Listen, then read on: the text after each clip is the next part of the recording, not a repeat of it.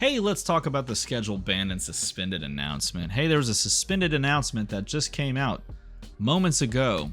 This is attempt number 4 for me making this video. The first 3 went to very dark places. I may just cut those up and insert random clips from them, ones that I feel are both fun, capture the spirit of the despair that I'm feeling. Okay, Google, what stage of grief am I in right now? Anger.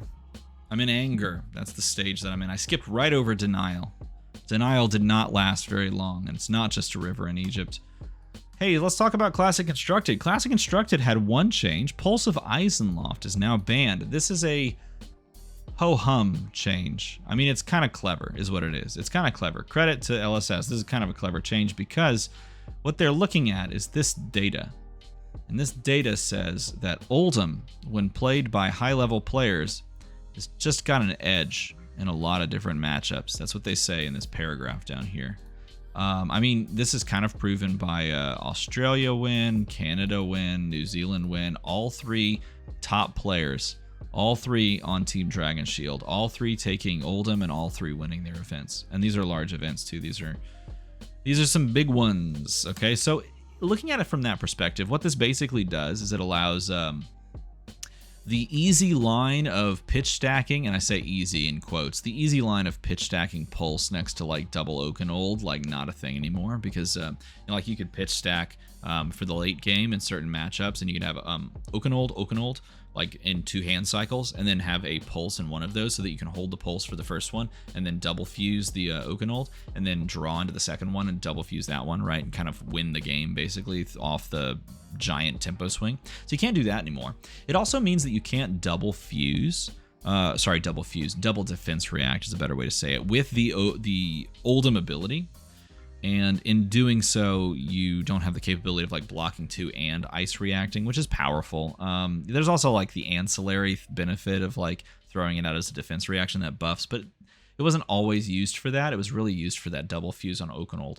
So it does pull that down. I don't know if this data is indicative of the current meta that we're in, because we've seen a lot more people bandwagoning onto Fi and trying to push Fi where he is right now, and I don't think we see nearly as many people playing Briar, but maybe this data is more accurate to what we're going to be seeing at Worlds. I doubt it, though. I think more people are going to be playing Fi going forward, and so I don't necessarily know that hitting Oldhim is the only thing that needed to happen, but then again, I don't know. What do you do in this scenario as Fi sort of charges forward, and Icelander also puts up some big wins as well, and shows dominance, and shows that Icelander can, in the hands of a good player, keep a Fi player in check. So there's some interesting back and forth there to be argued through, but at least the idea of pulling Oldhim down is cool because that hero sucks and I don't like him. Awesome. Moving on to the Blitz format, my favorite format in the game. One that I think is incredibly underrated and has a lot of hate towards it that it doesn't deserve, because people don't understand the format because they don't play the format and they're not good in the format, so they think it's a high roll format, and it's really not. It's just fundamentally different than some of the other formats you have to play in, and you have to build decks differently, and then you have to play those decks slightly differently, and that's what people don't quite get. Sorry, not sorry. That's you can @ me on Twitter. I'm fine with that. So let's talk about Blitz, because it's a format I very much love. Bloodsheath Skeleton is banned. Apparently you were able to kind of like just do some interesting Bloodsheath into Crack the Gloves. What are they called? Vexing Quill Hand, plus some other stuff, like just to make a bunch of rune chants, and people just could do that, and now they can't. I mean, it's probably pretty good. It's a good combo. I mean, here's the thing too. Chain is like underratedly good in the format. Not super good. He was not in my opinion, he was not tier 1. Because tier 1 was reserved for Icelander, and then tier 2 was reserved for Oldhim and Kano and a variety of other heroes like Fi. Maybe Fi, you could argue, is also tier 1. But I didn't make a tier list for this because I was actually waiting to make that tier list to the lead up to Worlds, and now I guess I can with this info changed. But yeah, he was an interesting beast, and yes, you could play Bloodsheath Skeleton and Briar. It was just like not as Interesting. Anyway, and maybe I'm missing a combo. Let me know in a comment below. Did I miss a combo with Briar with Bloodsheath Skeleton? I don't know, but I did see like the chain connection there. Sonata Arcanix moves back into legality because Bloodsheath Skeleton goes away, which I think is fine. No one really wants to actively go out and run Sonata for any value anymore because you don't have access to Skeleton. So yeah, you can play with that card again. It's a beautiful card. Which deserves being played. Mask of the Pouncing Lynx is a pretty decent ban for Fi. It's also, weirdly enough, a ban for just about every ninja hero. Specifically hurts Benji. No one's playing Benji right now, but if Oldhim rotated out, it kind of hurts Benji a good bit, which I guess was good. But interestingly enough, it doesn't, in my opinion, hurt Fi as much as it probably should. And here's why. Because Fi still just freaking kills you if they find an Art of War. They find an Art of War, you're still just dead.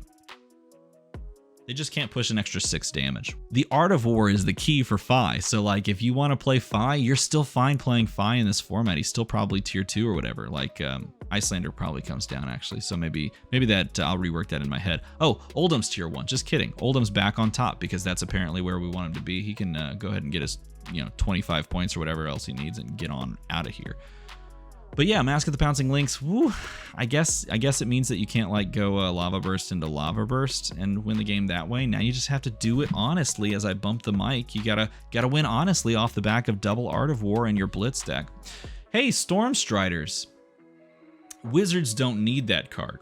This guy, he can still do crazy stuff. And here's why. Because even though we don't really have access to Aether Wildfire on our opponent's turn unless we pay 3 to the Kano and then 2 to play it, and then maybe you pay another 1 to do the staff on it so you get the buff, and then you're pushing 5, and then you have 2 blues left in hand, no EPOS, so say you have 2 blues, then you Kano something and then you pay for that thing. So maybe you still do that. It's a little too expensive though, so that's okay. You don't need that anymore. Because you can still just go Stir for. No, you can't go Stir Forked because Stir is not available. Huh. Okay, well, we can always play some sort of like combo game with Snapback. No, you can't play Snapback, can you? Huh. Well. Crap. This hero goes back into the binder. Back into the binder, away it goes. Back into, here, I'll put it back in the deck box, right in the front so I can look at him from time to time. Beautiful cold foil. I'll get it on the table one day because Boots is gone. Yes, I know, it's weird because Kano can still do wizard things. He still has a class identity. Wizards still have a class identity. They can still play at instant speed, except Kano has to pay 3 for it. He plays off the top of the deck, so he doesn't necessarily know what's there. He starts at 15. He can block well. He can block well. Almost all of his cards block 3, and they got rid of Stir, and that card blocked 2. So that's 1 less card you have to worry about blocking 2 in your deck. Now you just have Tome of Aetherwind. And get that right out of there. We can't play combo anymore. Tome of Aetherwind can just go. Actually, maybe that's your only recourse, is that you luck into Tome of Aetherwind on the top. You play for like the 2nd cycle. Here's what I'm going to do. I'm going to play Kano. I'm going to sit down against an aggro dash with Teklo Pounder, and I'm going to try to survive more than 3 turns. Then I'm going to die before I can survive more than 3 turns. So I can't play for the 2nd cycle there. I don't know. But I think he goes back into the binder. Icelander. So here's the funny thing. I'm just gonna stop and I just want to point this out. Okay, so it says it has begun to point towards the increasing gulf in performance between the wizard class and the rest of the Blitz heroes. And I'm gonna stop right there. I'm just gonna go like this. This is almost accurate for the current state of the game. This is almost accurate. All I got to do is change this part right here, the part that says the wizard class, and write Icelander. Because Icelander to this point was tier S. It's like 0, tier 0. Icelander was the best deck in this format. Why? And I talked about this in a Channel Fireball video. Because you don't know what you're going up against in Icelander, and she can always just do something to disrupt you and then kill you, right? Best deck in the format. It wasn't even that close. Not even close. Kano still had poor matchups, so he comes down. You know who else is going to have a hard time without boots? The Emperor. Because the wizard class identity is that you can play at instant speed.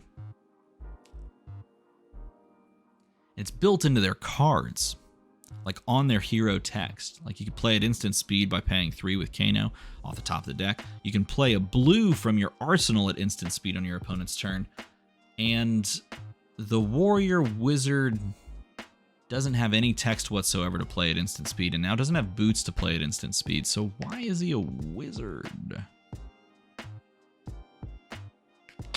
Okay, well, that's a thing. You know what? He probably releases with some really powerful stuff. And this is the important thing, because it says from Skirmish Season 5. So they're prepping with the mentality that Skirmish Season 5, which takes place after the release of Dynasty, has good stuff for Wizard. That's sick. That's cool. I'm into that. I'm a fan of Wizards, okay? I'm a fan.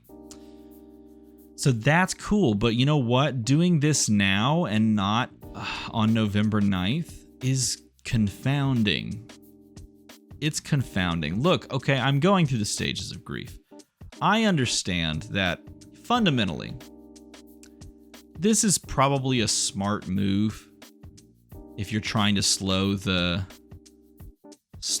blitz game down and give more, I guess, parity to heroes. Except everyone plays Oldhim now. Everyone just goes Oldhim, a little bit of Icelander, because Icelander still is pretty good. Super easy to play from Arsenal Blues.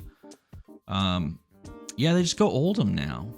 And then Oldhim has to make sure that they can just kill like Boost Dash and Fi, and then they're good. That's cool. Hey, let's talk about these other things. Yorick is banned from official events. Why? Because people didn't want to shuffle their decks together, which I think is stupid. People should just do it. I mean, it's super fun. I get that. I'm sorry. I should be more considerate of what people enjoy, and they don't want other people touching their cards. I understand that.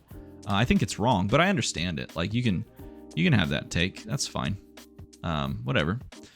Also, you can't play Young Prism. You can't play Young Prism in Classic Constructed tournaments. That's so funny. I just think that's really funny. Hey, a couple other changes. Look, they eroded some cards. Rune Chance and Quicken Tokens trigger off weapon attacks, which actually sucks if you want to like play Quicken Token weapon attack and then do something else after that. Kind of sucks. But actually, I think, did it always do that? Did it always activate on a weapon attack? I can't remember. But yeah, it does. So what does it do differently now? I forget. Oh, I think it triggered if it went into Spectra. Something like that. It's a Spectra change. Zephyr Needle, Phantasmal Footsteps now trigger when defending, not when the combat chain closes. Weirdly enough, Blossoming Spellblade, this card had some weird interactions where like you could essentially make a banished card last until the end of the game. Kind of funky. Now it doesn't do that. They did some quality of life improvements to putting a card on the bottom of its owner's deck. Now says like the bottom of your deck. I believe. No, I think did they just change it to put it to the owner's deck? They changed it to where like you don't have like some weird overlapping. Fractal applies to the combat chain. I mean, a lot of this stuff is like very well, it's easy to understand if you've played the game for a while, but if you're picking it up for the first time, like this change is probably like really smart. Like for Forked Lightning, for example, like this wording is really good. I think this is great. Like that's the kind of wording that they want on the card, right? Replacement effects, they updated those. Mentors now function in the way that they intended, which I think they always kind of did. It's just like the wording makes it a little clearer. But Worlds is coming soon. I'm still going. I'm still having a good time. I'm gonna go play, I don't know, Battle Mage Kano. That's okay. I'll block with 2 cards and then I'll come in with Wounded Bull. No one will see it coming. Not even you. Maybe you will. Hey, if you enjoyed this, even though I'm super salty right now, please forgive me. I'm sure this will pass. I'll be more positive in the next video. But I'm super salty because I like my Stormstriders and I really wanted to get a gold foil one day. Like trade up. I want to trade up to a gold foil Stormstriders. Anyway, make a number go to another number. As always, thanks for watching.